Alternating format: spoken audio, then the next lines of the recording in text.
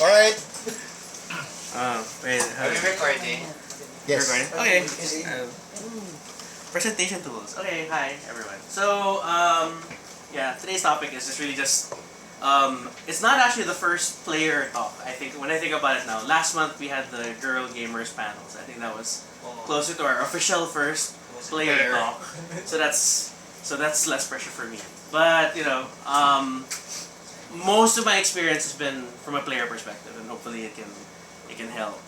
I also had a lot of fun with the animations and in the later version of I'm on PowerPoint 2016 now, so preview. So let's talk about our games. So who am I? I'm Rocky Sunico. I am rumored to like Transformers, a limited degree. If you try to add me on Facebook, you might see some evidence of this. But I also play a lot of games. Although truth be told, I've only started playing RPGs in 2009 after I met Toby. I love you! Yes. Toby about. Yeah, we figured there's an emoticon in Hangouts that perfectly captures my reaction whenever Toby does stuff like that. So it's the flat mouth guy. So, although to be fair, you know, I've been a video game kind of person for a long time. My main passion really were adventure games and older RPGs. I started on Ultima Underground, the pre-Ultima Online. Okay, the first one where damn it, I ran out of torches. That kind of Ultima. So which in a way was indirectly kind of getting into this. Okay.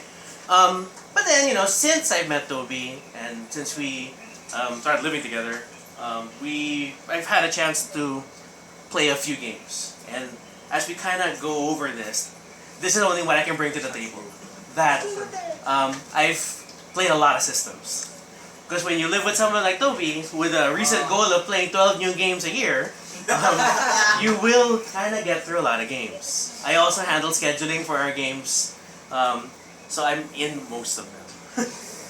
Yeah, there's a larger focus on sort of narrative games, and I think it's just a consequence of what I've come to prefer and what Toby tends to run more. I mean, he's given talks previously on mood and such, and that really lends better to narrative games. So, yeah. Oops. So maybe I played more than just a few, and that's the credit I hope to bring to you today. That as a player, I've had an opportunity to go into all these different systems and see that. So this is the prerequisite establishing, credit, yeah, expertise.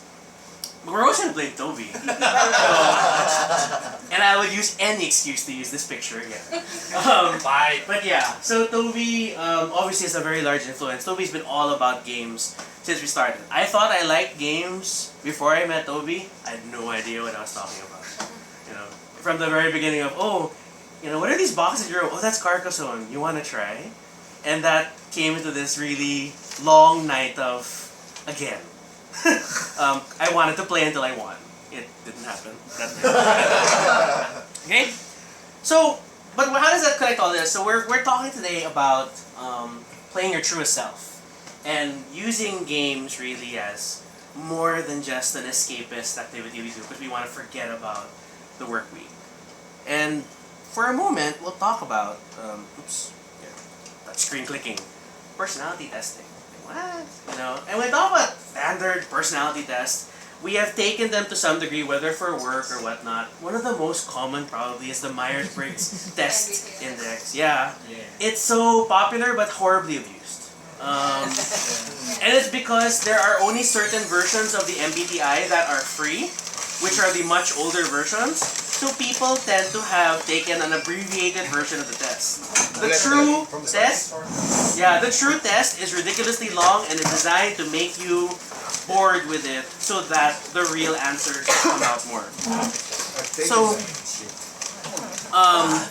the horoscope. yeah, so there's nothing wrong with standard personality tests. I mean, whether you like the Enneagrams and all these other indexes that kind of tell you who you are. But what's kind of changed things, is internet culture. If I can distill a personality test concept into 10 questions and slap it on BuzzFeed, then everybody now gets to walk around and say, oh, I'm this, I'm that. I'm MTJ! Yeah, so you get every single version of indexes. These are all supposedly derived from the MBTI. They're not. People just fit them as best they could. They're all just guessing. So it's easy to dismiss personality tests as just kind of being, oh, I perfectly understand this. And that's fine. So that's kind of the boon and the bane that we've seen. And especially every time you take a test and it's kind of similar in format, I mean, if you've taken the MBTI more than once, you kind of know you're taking it. You kind of know, oh, this is the introvert versus extrovert question. This is the, sensing versus whatever. So, whether consciously or not, you start gaming the test. You start thinking, I last tested as INTJ. I'm probably still that. So, whenever people come out like surprised that their MBTI results have changed, you're kind of consciously changing it. You're starting to think, no, that's not me anymore. No, it's not this. Time for another selfie. Yeah. Exactly. Because again, BuzzFeed, internet meme culture. I want it quick, I'll digest it. So it kind of makes the tests less effective. So, unless you really sit down and have a professional person administrate the full, long, current license test, and who has time for that? I have more selfies to take. Yeah. Apparently Gen Xers have all the time. Yeah, so Millennials forever. So going back to gaming, and I wanted any excuse to use that hexagon transition. So, we're going to talk about characters that you play. Probably not these characters. And I bring these up because these are actually people that I got to play through, when you play established characters, which are fun, but it's a different mindset. When you play Batman, you're going to play as Batman. You have to think of doing things in a Batman way. When I got to play Batman in a DC Heroes game, I disappear in the middle of conversations. When I think I've gotten everything I need to do, I tell Toby, okay, I sneakily stealth, I sneak out. I'm not there anymore. Yeah, I'm not. It's as simple as I'm not there anymore. Where are you? It doesn't matter. I'm just not there. And so people are still talking and they turn and I'm gone. Ang maganda nun, Rocky, pag tinanong ka, why? Because I'm Batman. So that's a completely different player mindset. We're not talking about today. They're fun, but because you get into these characters, you're trying to embody these characters. And yes, I even got to play Fiddler's Green from Sandman, which was a weird experience, and I got to say home a lot. So, what we're talking about instead are the ones you create from scratch. Hopefully not the ones you roll, but that can work too. These are the characters that you're really passionate about, the ones that you get to go back into arguments, but that's not what my character would do. Because my backstory says this: once upon a time, I was that goat herder.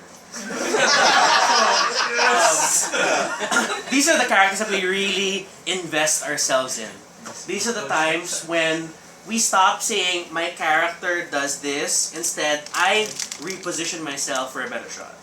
When you're playing the game. When you switch pronoun use and stop separating yourself from the character, but you're really that character. So that's what we're going to talk about today. Wow. Awesome, man! So, Office 2016. yeah, or 2013, it already has most of these transitions. At bumenta yun. Plug. I have Office 365. I paid. So over the years, I've made a conscious effort to try more characters. And admittedly, that my advantage is because I live with a GM. So obviously, I play.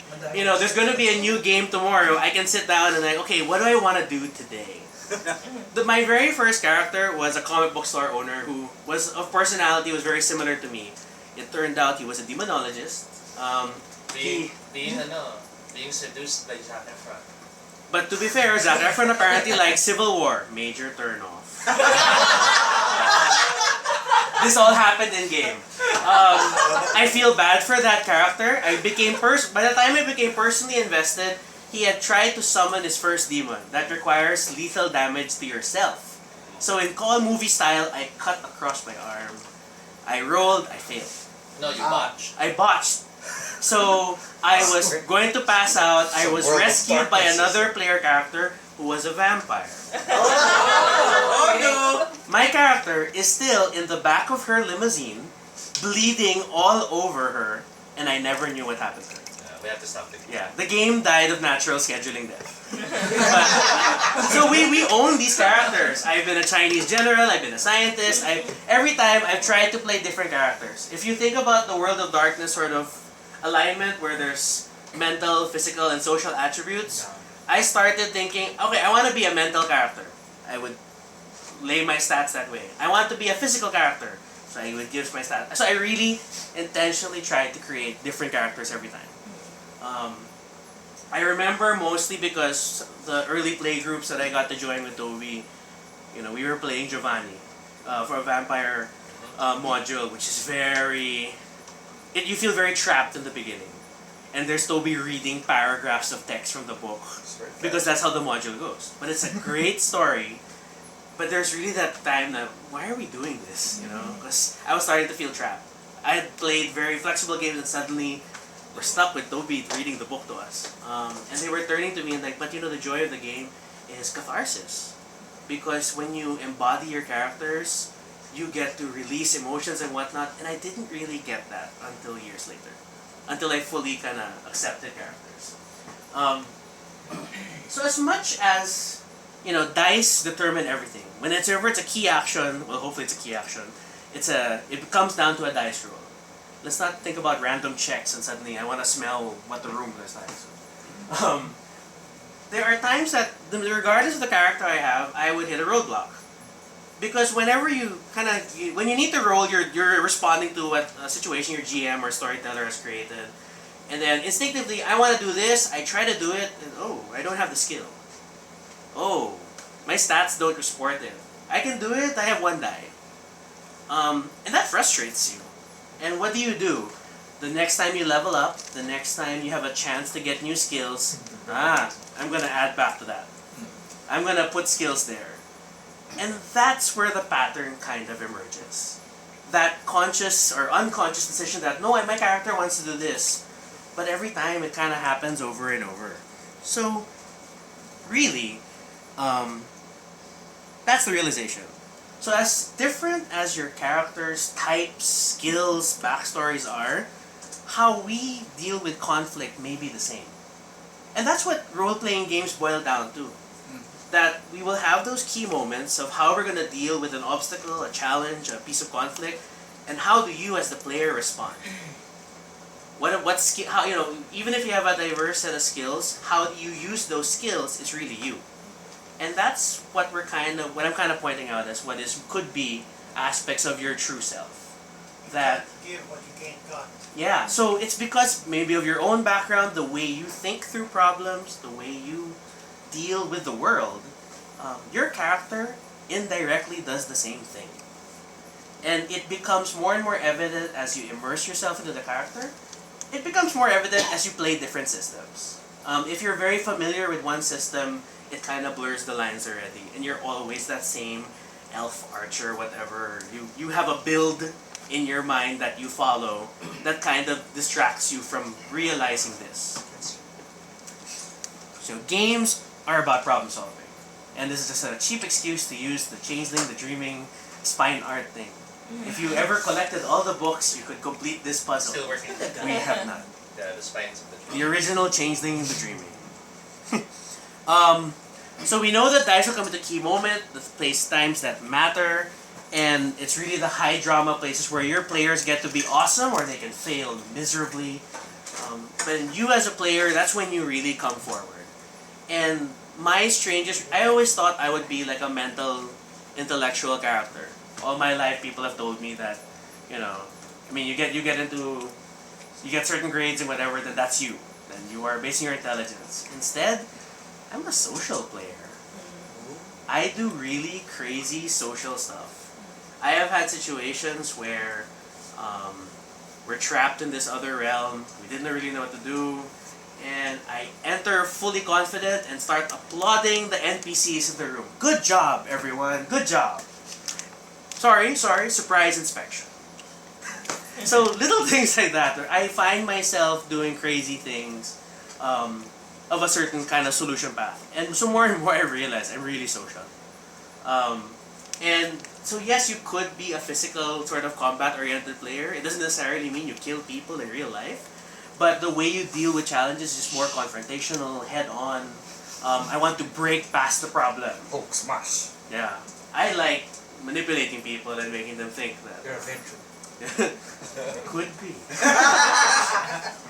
It depends on my ratings. So yeah, so as you face a challenge or a problem, that's what that moment when your brain really races and you try to figure out instinctively what you're gonna do. More often than not, especially if your games are a little more narrative in nature, you think of what you want to do and then you look down at your sheet. And can I really do it? To be fair, there are those players who will always be sheet first, and that's not a problem. But sort of how this, I feel like B's gonna go to the fridge. Really eager for that one here. So Need a beer! yeah. So how you solve problems? how we solve problems? about BJ it. gets a beer. So that's really kind of what I wanted to open your eyes to. And you may have already realized this, you may have had some experience with it, or maybe you're just not aware, and that's something new to look at. So it doesn't matter what type of problem you're facing, you kind of solve things in a certain way. It could be the undead, could be a dragon and such.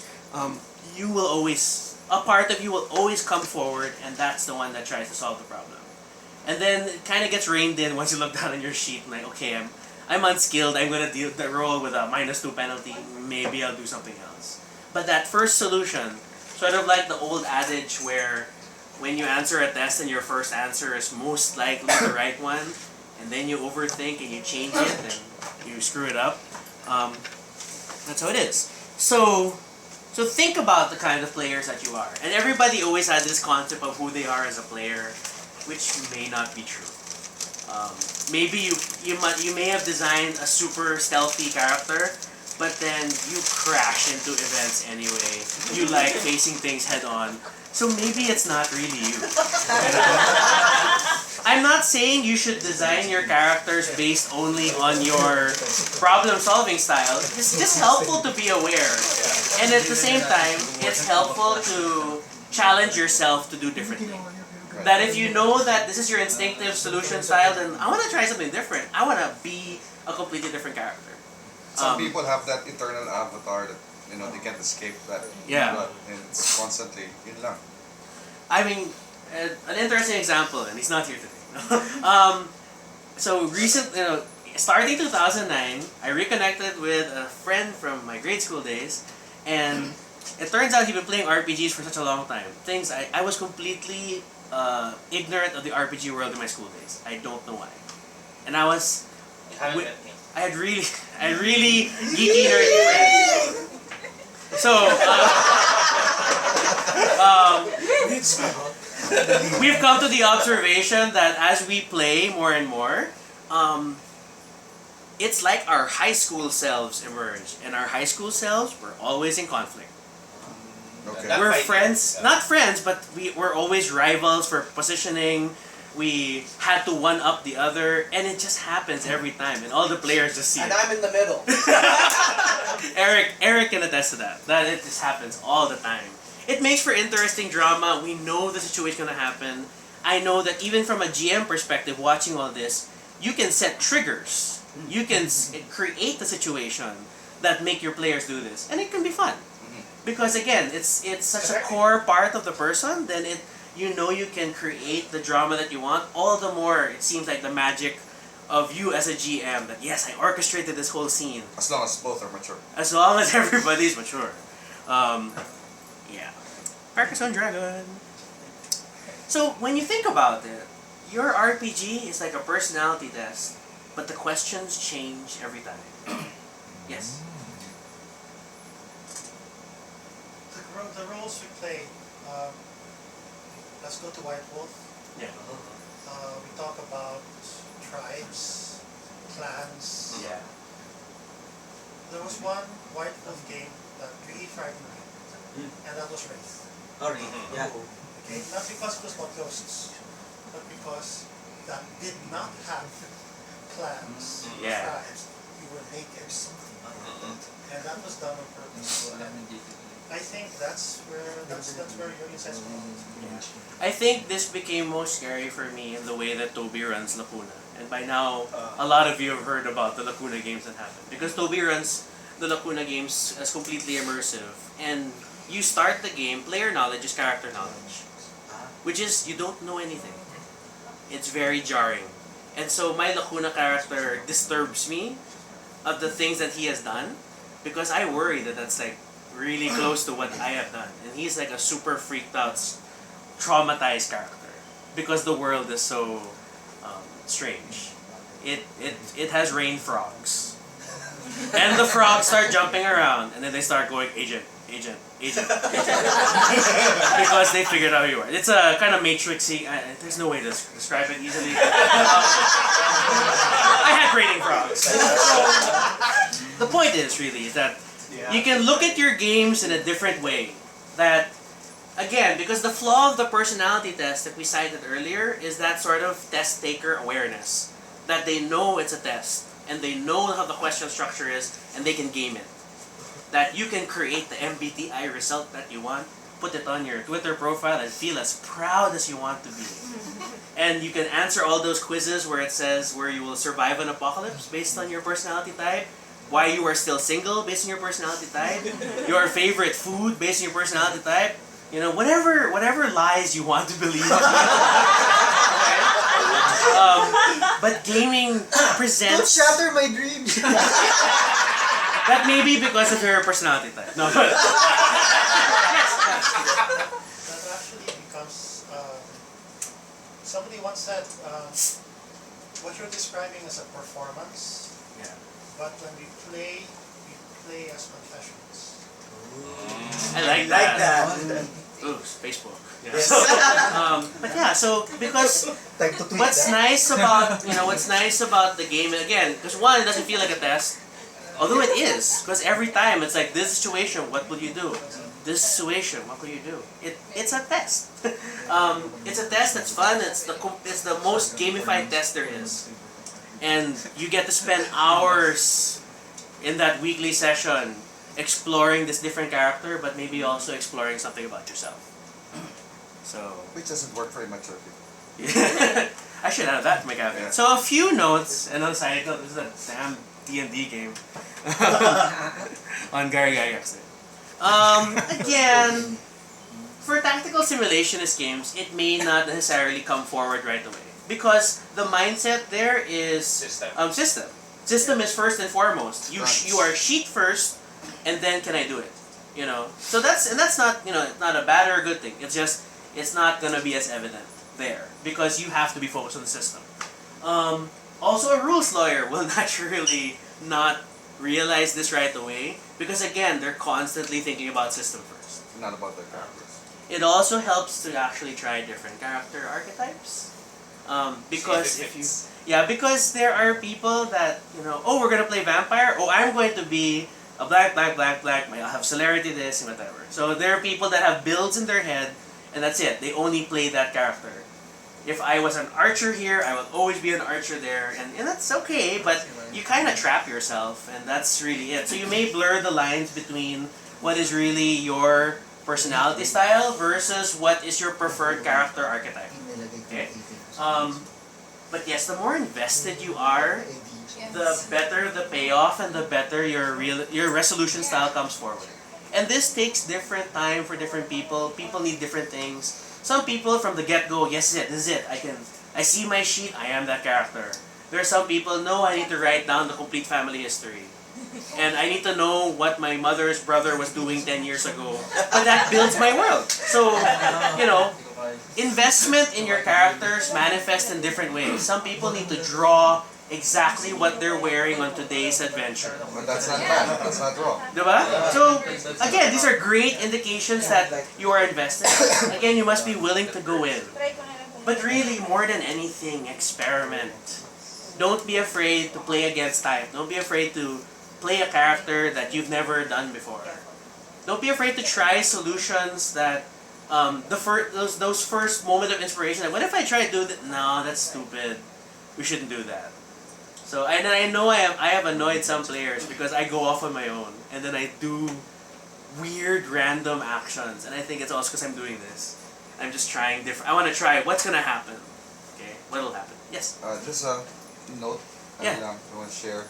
So this gym I had in the 90s, run a Star Wars game. Okay, and of course, 5 of us, 4 of them became Jedi. Automatic, di ba? Yeah. So I became a Gungan. Ganyan sila. Were you at least a Gungan Jedi? Yeah. No, Please, I use a lightsaber! Yeah. I'm just a Gungan. Ang pangalan si Jaja Cool. Oh my god! Classic. That's nice. I think Gangas are a trigger race. Yes. You know? Yes. Um, But I had so much fun because lahat sila, they were, stereotype, Jedi, gano'n. Ako, he's a Gungan. you know, be crazy stuff. I have a lot of passion for my first changing the dreaming character. He was Puka, and one of the caveats of the Puka is that they cannot tell the truth. They always lie. So all my dialogue throughout the game were lies, Or embellishments. embellishments. It could be as little as I'm talking to a king. Oh, your most humble peasantry, whatever. So I would insult people left and right, but then they had to dismiss it because I'm a puka and you don't take me seriously. And it was a crazy experience, and that was a long campaign. That was a long campaign of lying all the time. and even when you want to help your fellow players in the team, how do I convey what I want to say by lying? By not being perfectly honest. And so there are all these little things. So I could give information that I heard as a rumor, but I actually know. But it's always I heard that it's crazy. It's challenging. So it's fun to kind of test yourself, and that's why I go back to that time when So my first gaming group was telling me that the great thing about RPGs is really that possibility for character catharsis, the drama, and embracing that. And I guess that's why also I really like narrative games. You can discover a lot about yourself and your fellow players by doing it. But again, it has to require a certain level of maturity and trust and an agreement that we're going to do this. I think that's why when we recently played End of the World, the setting is you play yourselves, and that's why we're always so nervous about it, because games can be so revealing. And the original idea was like he wanted his fiancée to play, and like, are you really sure you want to do that? Do you know each other enough? Do you know each other enough? Yeah. Which also explains why gaming groups tend to be insular. It's not because they want to exclude, Yeah. but because of that level of trust which the confession They'll expose requires. to others. Yeah. Once and you know how it is. Once you find a gaming group that works for you, that's it. You want to hold on to it forever and screw real life and work schedules. Yeah. We have to meet. This is it. This is our group. That's what happened in college. What? You actually notice the dynamics of between the relationship of Umbrella. okay. The dynamics between people in gaming groups because of how you interact with other people. And sometimes even though it's, for example, in a online RPG, if you realize that your relationship with that person is not gonna be enough, and your relationship is really different, it'll really be clashing. So that's how you'll know more. Yeah. Hey, conflict brings out the best in ourselves and the worst in ourselves. And games constantly challenge us to do that. So that's sort of the core of what we're talking about today. So on a side note is that I originally formatted this as a sway. And what the hell is a sway? Some Microsoft project. But so the slides are going to be available online already as a web-friendly format, whether mobile, tablet, whatever. So that was the original plan. I blog about way too many things. So my primary geeky blog is the geeky-guide.com, and it's really mostly reviews about movies, books, board games, whatever. Updated daily. Except Saturdays. Saturday's a break. Although my personal blog is updated daily, and there are random days where I ramble about games, and I mean, we're in the middle of preparing for a new campaign to start. I talked about my character for a whole post. We're It's preparing glorious. Well, we're always preparing something. Games are not in progress. We're planning the next game. Question, Yeah. Rocky. Okay, so I've had a few examples and experiences, no, but what can you? Let's discuss like onboarding someone who's new in your group. In your group, let's say, for example, tightly, and these guys are just acquaintances, no?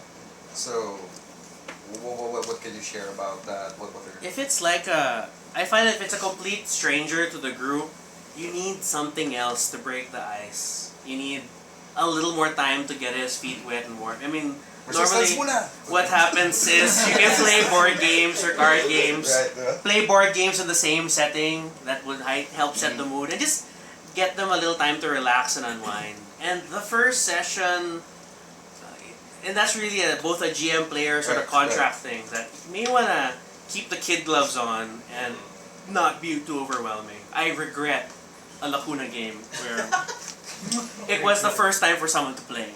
And hindi niyo siya masyado friend.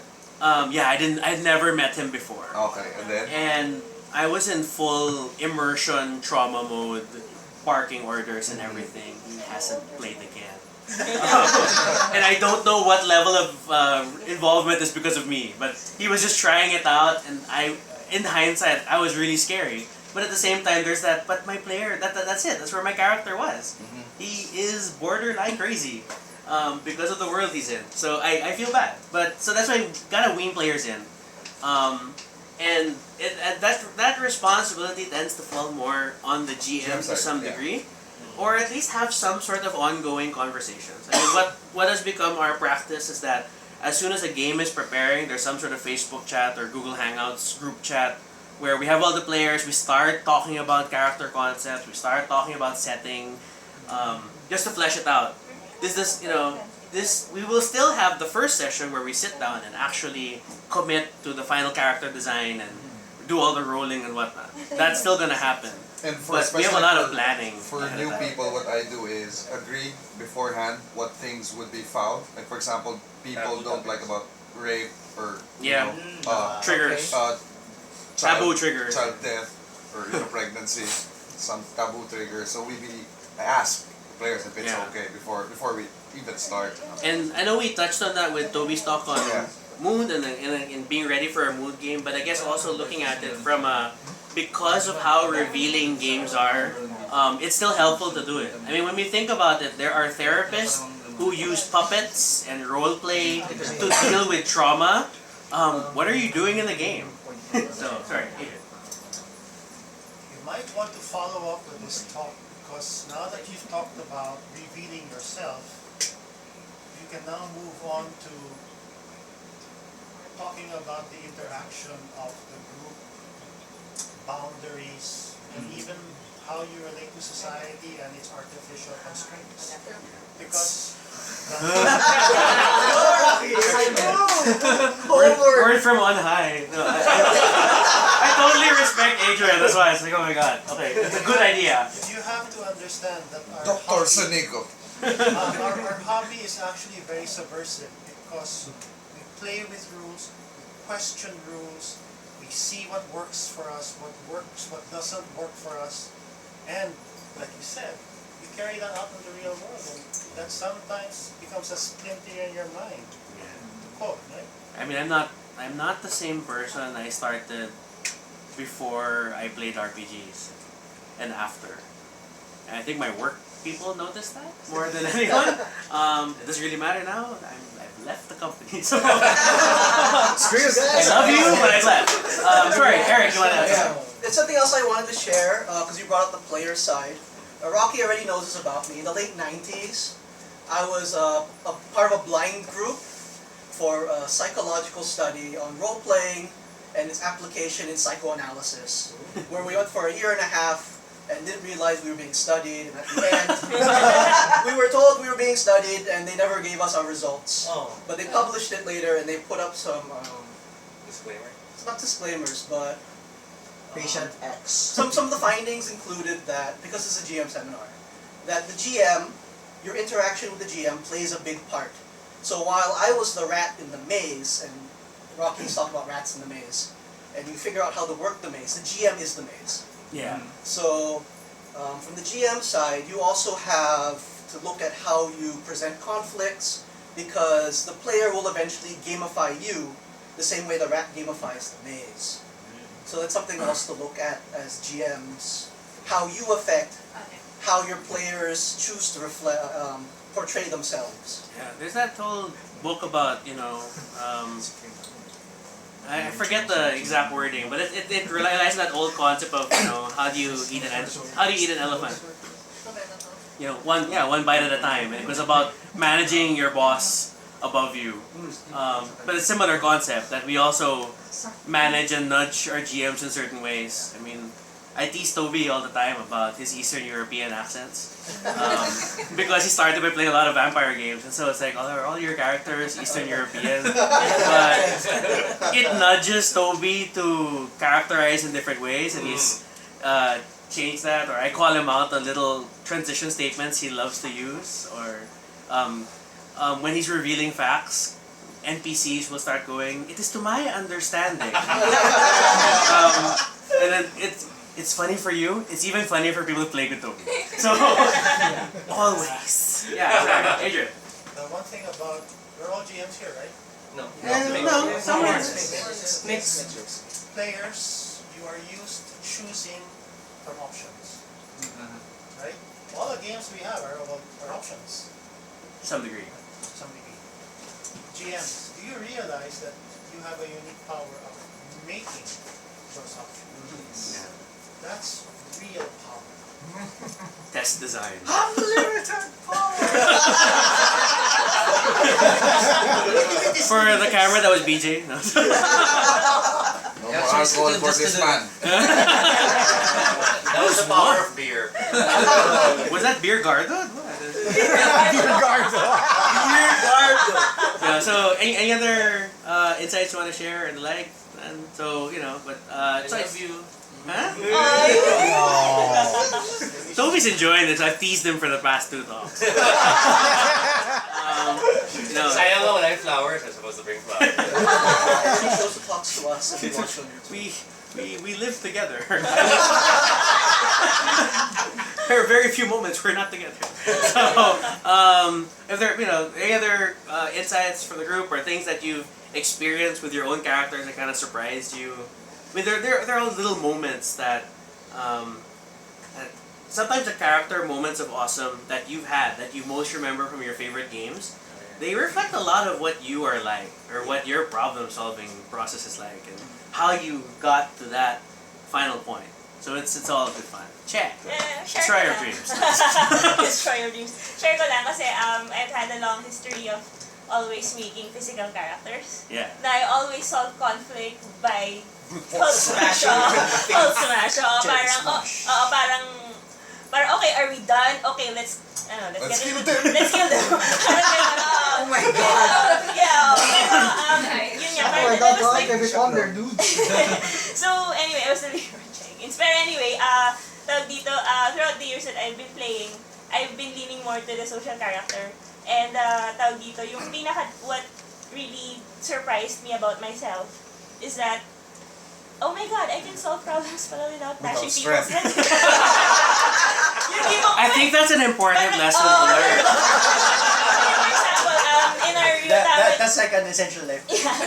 For example, in our Ryutama game, parang kasi I made my character talaga na yung strength niya is super wala siyang kwenta sa combat. Diba? She was a bard, diba? And when comes combat, I always try to figure out how am I gonna use the objects in the combat to para ma-press your advantage ko without actually dealing damage directly. So, parang you find little loopholes eh. And the latest naman is my Angel Song game with Mark where I play the power broker. Wala talaga siyang combat skills. And the only thing she can do, and it causes like a miracle point to do is to summon a Shoggoth. That's all she can do.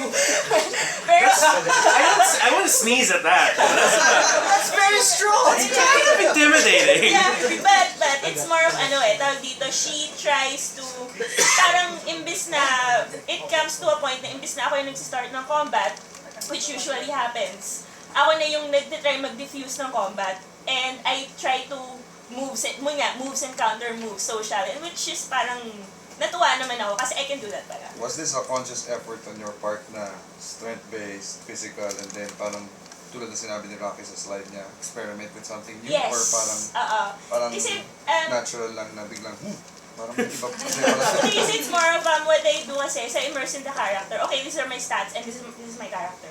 And then, I do not, for example, wala akong strength. Of course, I'm not gonna try to lift that damn dumbbell, di ba? Pero parang what I can do is convince someone to lift it for me. May mga ganon. So kasi nga, that's my, yun yung iniisip ko. And to the point na ako na yung character and I don't even consider using any physical attributes. Puro puro social or mental. And that also gives credit to the joy of trying different systems. Yeah. I mean, we all have our, like, I love Changeling. I think almost one of my favorite systems is still Changeling. House of the Blooded is very important to me, but we haven't played Changeling in years. And we're trying different stuff. Ryutama, the game we're playing recently, is so bizarre from an RPG setting because it's a journey game. My biggest conflict that we're facing now is that I have an order for 5 dozen boxes because that's my craft. I am a box maker. Wait, no, container. I'm not in character. But because the setting is there's some combat, but it's not the key focus. The focus is journey. And so we started the game really with, okay, wait, how much money do we have? How much is the donkey carrying? There's the party donkey and the merchant's donkey. I built a basket to increase the donkey's capacity. And you have a bathtub in the donkey. I like my bathtub. This was our biggest conflict. Auditing. So it's crazy. Try more games. There was a time we were trying to go through the different John Wick little games. There are one where you play a cat, there's this horrible one where you play children trapped in this other realm, and your stats are like, all you can do is sort of positive, negative, hope and fear. And you are literally kids, and it is terrifying. But yeah, so try more systems, and there are so many indies, even if it's just a one-shot basis, it's an opportunity to see different character sheet types and explore different parts of yourself. Sorry, Adrian. The one thing that your generation Oh my god! Nabanggit na yun. Wait, Mon, kasama ka doon?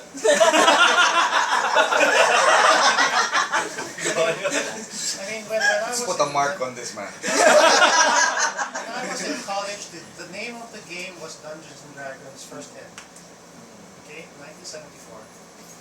The only difference that came along was Marvel superheroes. Both games are combat heavy. This is the first time I'm hearing these games.